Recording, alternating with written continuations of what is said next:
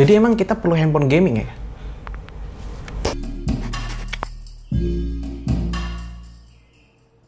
Oke guys, balik lagi dengan Ade di sini. Jadi sesuai dengan judulnya, kali ini di video ini gue pengen share pengalaman gue menggunakan handphone gaming Xiaomi Black Shark 3 ya guys ya. Jadi sebelumnya gue sudah unboxing. Nah, lu bisa lihat video unboxingnya di atas ya. Kalau lu belum lihat, gue ini sudah beli handphone ini sudah sejak sebelum 18 April ya guys ya. Jadi kalau misalnya dia nanya emailnya gimana, emailnya aman. Sampai saat ini gue langsung masukin lokal SIM card ya, operator Indonesia. Sampai sejauh ini nggak ada masalah guys ya. Kalau lihat dari bodinya ya guys ya, di situ typically gaming phone ya guys ya. Kenapa? Karena dia berat dan agak tebal. Jadi ini tebelnya itu 1 cm lebih dikit ya guys ya.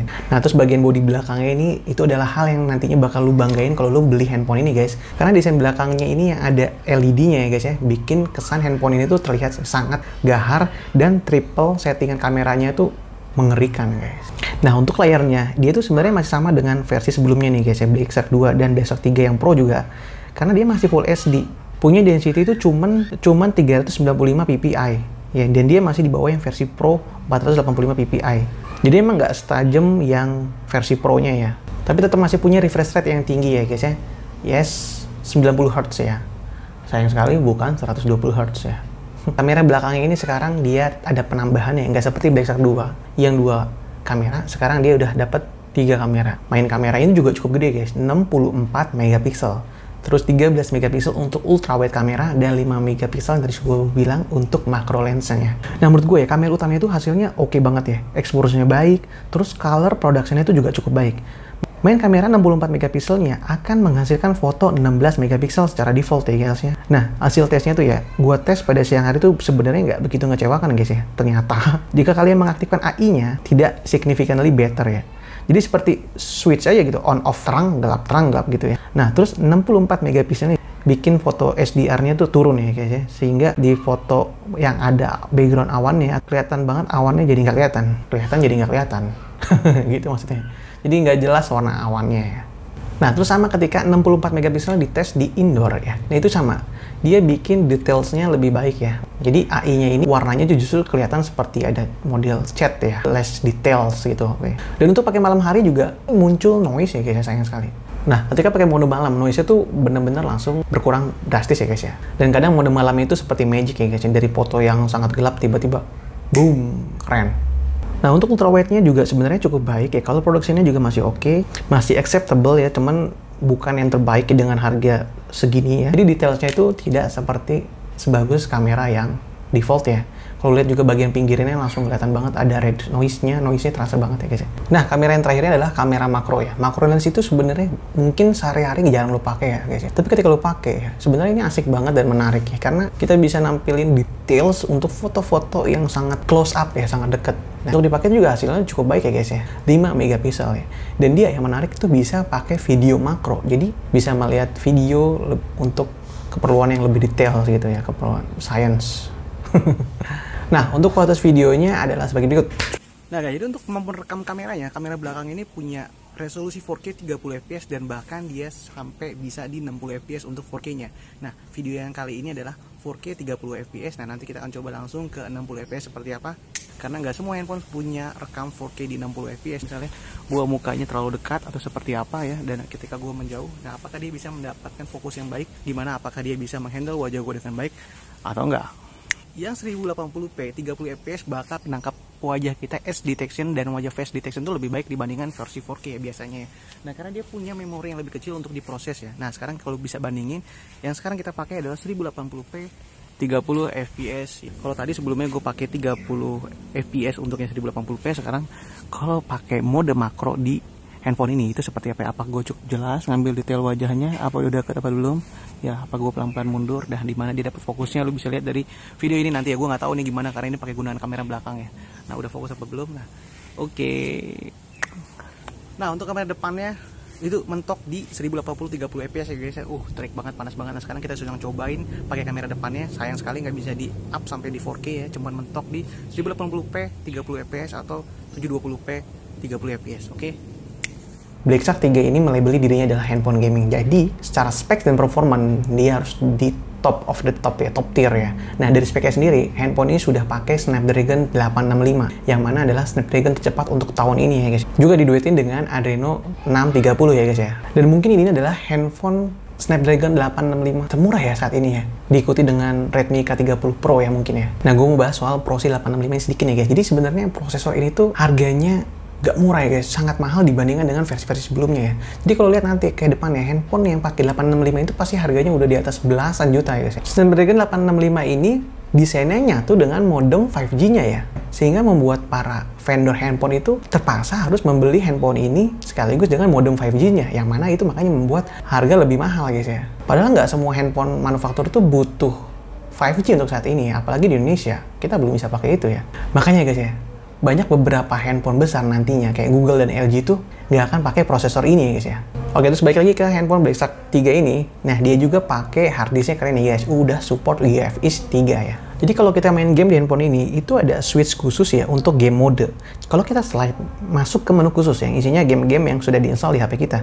Nah, di sini bahkan banyak mode parameter yang kita bisa atur-atur ya. Misalnya mode senyap, atau no notification, overclock, display setting, dan lain-lain ya. Seru. Juga ada slider menu untuk shortcut pengaturan ketika kita main game ya. Jadi lu slide aja ke bawah, slide dari samping ya, memang agak sulit ya. Tapi kalau udah biasa ini akan aman. Nanti dia akan muncul juga nih opsi-opsi tambahan seperti misalnya monitoring ya untuk melihat FPS dari game yang lo mainin. Walaupun handphone ini support di frame rate, refresh rate 90Hz ya, tapi game PUBG itu mentok di 60 FPS ya guys ya, ketika gue pakai settingan smooth extreme ya guys ya. Main game PUBG mobile ya guys ya, ini itu lancar tanpa kendala ya, meskipun lu udah main berjam-jam ya, dan nggak bikin HP ini cepat panas ya. Jadi kalau di setting frame rate ke ultra, nah ini FPS-nya akan bakal turun jauh ke sekitar 30-40 ya. Bagi gue sih ya, kelihatan noticeable ya ketika main dari yang ultra atau yang di extreme ya. Jadi gue prefer masukin ke FPS ya, maksimum ya, feel-nya lebih asik ya. Nah terus ketika gue main PES ya, nah game ini tuh ternyata cukup ringan ya, dia mentok FPS-nya di 30 FPS ya. Ini gue nggak bisa setting lagi dia di lebih tinggi atau gimana ya. Main game ini tuh menurut gue lebih butuh koneksi yang super cepat ya, dibandingkan dengan spek yang tinggi ya guys ya. Karena servernya PS itu jelek banget ya, dan sering sekali gua tuh main game ini tuh nggak ada isu ketika untuk playing game ya, tapi isu yang gua temuin justru adalah ketika disconnect ya, karena servernya yang nggak bagus ya. Padahal gua udah pakai yang 20 Mbps ya, mungkin kurang ya. Nah tapi MN ini mentok 30 FPS dan dapat 40 FPS tuh kalau lu di menu awal doang.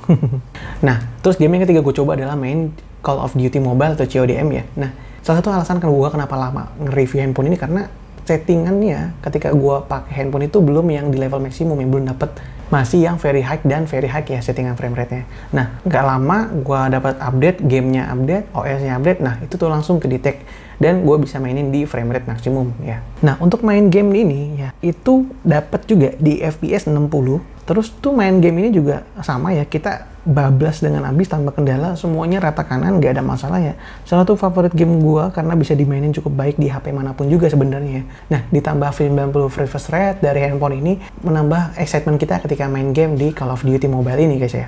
Nah, terus lanjut ke game yang selanjutnya, game Fortnite. Fortnite ini menurut gua cukup berat ya. Dia mentok di 30 FPS juga settingannya, nggak bisa kita upgrade lagi.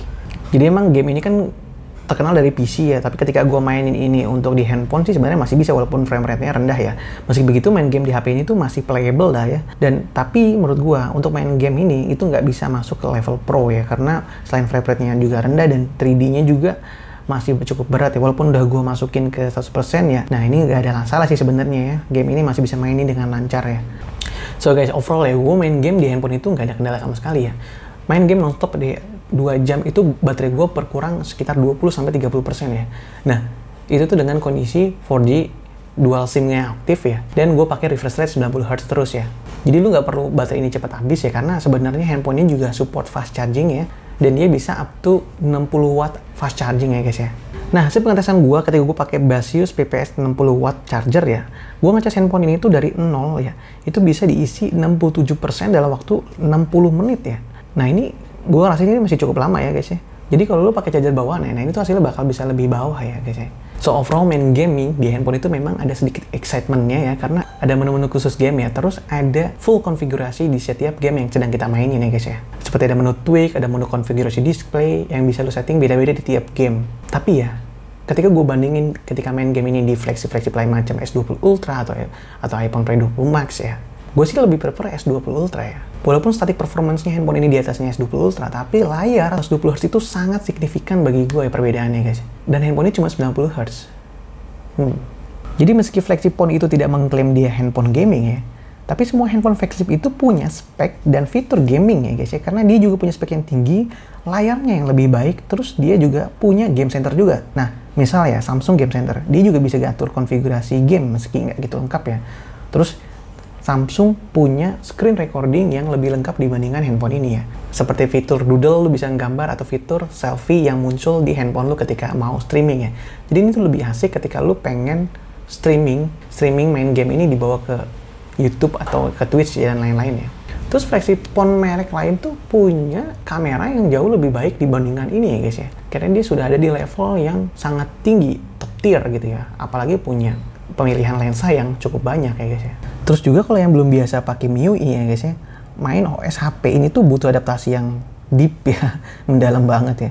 Apalagi lu kalau pakai yang non global version ya, lu harus sedikit melakukan konfigurasi biar lu bisa ngerasa nyaman atau biasa pakai handphone ini. Karena ini beda banget ya, pakai MIUI itu udah cukup baik ya sekarang ini, walaupun dulu itu agak ribet. Nah sekarang Joy UI ini adalah sangat membingungkan dan agak ribet-ribetnya. Beberapa menu harus lu pilih masuk lebih dalam ya guys ya, untuk dapetin yang lu ingin. Terus menurut gua kebutuhan spek untuk gaming di ekosistem Android itu nggak cukup berat. Contohnya, ketika lu main game apapun di tahun ini pakai handphone Realme X2 Pro ya, which is dia pakai Snapdragon tahun lalu, dan itu masih bisa babat habis ya guys, nggak ada masalah. Jadi memang ekosistem gaming Android phone ini tidak memerlukan spek yang berat banget seperti dibandingkan PC ya guys ya. Pakai ponsel gaming itu akan seru kalau lu pakai peripheral aksesorisnya ya guys ya. Jadi kayak handsticknya, kayak fan-nya, nah itu tuh baru menambah excitement main game ya. Kalau lu nggak pakai itu tuh sama aja sih menurut gue ya. Bahkan yang flagship lebih baik ya guys ya. Jadi lu harus juga beli gimmicknya yang ada di handphone ini ya. Yang mana lu perlu uang tambahan ya guys ya. Ya nggak sedikit nih untuk lu beli aksesorisnya ya. Karena dia nggak disertakan dalam paket penjualannya. Kalau lu beli semua aksesorisnya, yang ada harga handphone ini bisa membludak mendekati harga flagship phone ya guys ya. Oke, misalnya lu punya uang 10 juta, lu suka gaming ya. Gimana kalau 10 juta itu beli Nintendo Switch, terus handphone yang middle? Nah, dengan beli Nintendo Switch ya, lu dapat combo gaming yang oke sih menurut gua. Apalagi kalau lu suka main game yang di levelnya pro gitu ya. Menurut gua sih nggak cukup main game ini tanpa aksesoris ya guys ya. Ada suatu handphone gaming masih 90 Hz ya. Ketika di luar sana masih ada yang 120 Hz ya. Gue nggak ngerti nih. Gue yang bukan gaming aja, itu noticeable-nya sangat-sangat terasa ketika make 120 Hz pindah ke 90 Hz ya. Apalagi kalian yang gaming super ya. Jadi handphone ini punya Snapdragon yang cukup murah ya guys sejauh ini ya. Dan lu bisa mentoleransi kamera dan lain-lainnya, OS-nya dan lain-lainnya. Jadi handphone ini bagus banget buat lu guys. Gue yakin pasti cukup puas ya. Karena dia juga punya headphone jack juga, 3,5 mm. Tapi kalau lu berharap bisa main game ini menjadi yang terbaik ya, top tier ya, gue saat ini belum. Lu mending ngincer flagship phone ya, yang mana punya spek jauh lebih tinggi dan punya kamera yang lebih baik. Nah kalau lu pilih yang mana, lu bisa komen di bawah ya. Oke, sekian terima kasih, sampai jumpa.